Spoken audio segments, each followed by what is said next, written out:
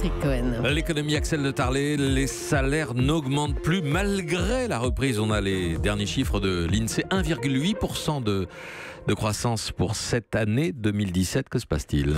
Eh bien oui, en général, quand la croissance repart, les salaires suivent. Eh bien c'est fini, c'est de moins en moins vrai. Par exemple en France, les salaires n'augmenteront cette année que de 1,6% hors inflation. C'est moitié moins qu'il y a 10 ans. Et c'est un phénomène qu'on observe dans tous les pays industriels, en Europe comme aux États-Unis. C'est d'abord très frustrant pour les salariés. Ah bah oui, il y a une étude Malakoff-Médéric là, qui vient de sortir, qui s'est penchée sur le bien-être au travail. Qu'est-ce qui fait qu'on est bien au travail ? Alors en numéro 1, disent les salariés, c'est l'ambiance. Mais en numéro 2, ce sont les augmentations de salaire. Et en numéro 3, la reconnaissance. Sauf que comment s'exprime cette reconnaissance ? Bingo, par des hausses de salaire. Donc vous voyez des salaires qui stagnent, comme c'est le cas en ce moment. C'est doublement frustrant pour les salariés. Ça veut dire moins d'argent et moins de reconnaissance.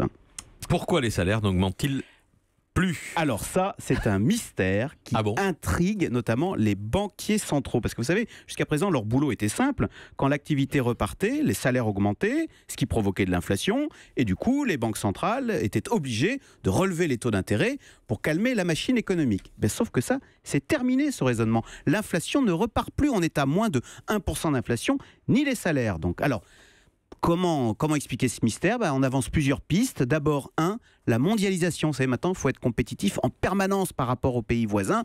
Donc, plus de hausse de salaire.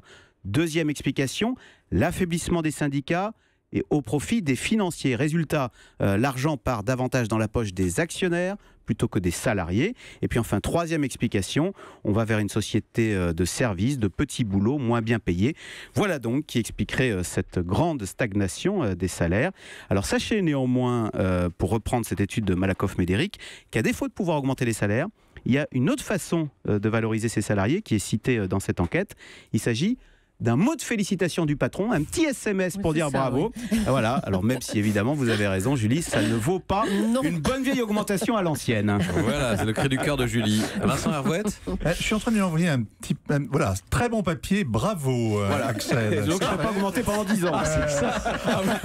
Voilà. Non, mais une question quand même. Les salaires augmentent peu, mais ils augmentent un petit peu quand même. Est-ce que ceux de l'encadrement supérieur ou ceux de l'encadrement intermédiaire ou ceux des employés, lesquels augmentent le plus ? Alors, vous savez, il y a un effet sablier, comme on dit. Les 4 sup, ça augmente beaucoup. Au milieu, ça a disparu. Et puis en bas, vous avez une armée de stagiaires et d'intérimaires payés au lance-pierre. J'en profite pour dire qu'on aura l'encadrement supérieur présent lundi matin ici. Le Premier ministre Édouard Philippe sera notre invité à 8h15 sur Europe. Europe 1.